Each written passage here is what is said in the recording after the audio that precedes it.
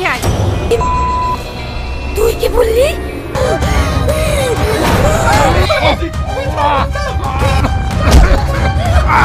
তো hello everyone, আসসালামু আলাইকুম। তোমরা সবাই কেমন আছো? আশা করি সবাই ভালো আছো।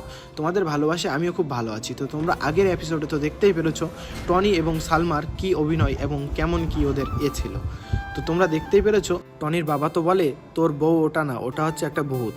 ও টনি সেটা মেনে নিতে পারে না আর বলে ওকে নার্ভের সমস্যা, সেই জন্য। তারপর বলে কাকে যেন ওই পুরনো বাড়িতে দেখা যায়, ও চাকর এসে বলে। তারপর বলে না, আমার বউ তো ঘরেই আছে। তারপরে টনি ঘরে ঢুকে দেখে যে ঘরে কেউ নেই।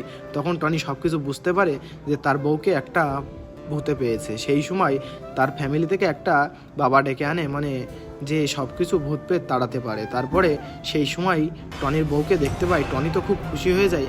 তারপরে তার বউর কাছে টনি যেতে চায়। যেতে গিয়ে বলে ওটা তোর বউ না, ওটা হচ্ছে একটা ভূত পেত।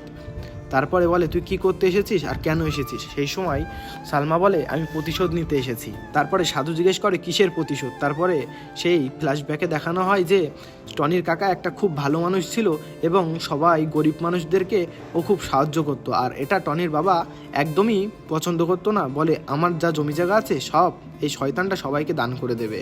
তারপরে টনির কাকা একটা সিদ্ধান্ত নেয় যে সবাইকে তার জমি জায়গা যা আছে সবাইকে সে দিয়ে দেবে। তারপরে টনির বাবা এবং মা ষড়যন্ত্র করে টনির কাকাকে কি খাইয়ে দিয়ে পাগল বানিয়ে দেয়।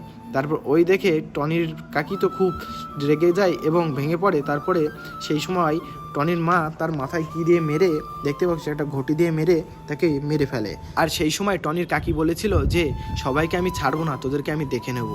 তারপরে দেখতেই পাচ্ছ সন্ন্যাসীকে মেরে ওখান থেকে তাড়িয়ে দেয় এবং টনিকেও গলা চিপে সরিয়ে দেয়। তারপরে টনির কাকা এসে সবাইকে বাঁচিয়ে নেয়। বলে দেখ, যার জন্য তুই মেরে ফেলেছিলি সেই দেখ তোদের বাঁচিয়ে নিল। তারপরে টনি তার সালমাকে ফিরে পায়। এইভাবেই ঘটনাটি শেষ হয়ে যায়। তো আজকের মতো বাই।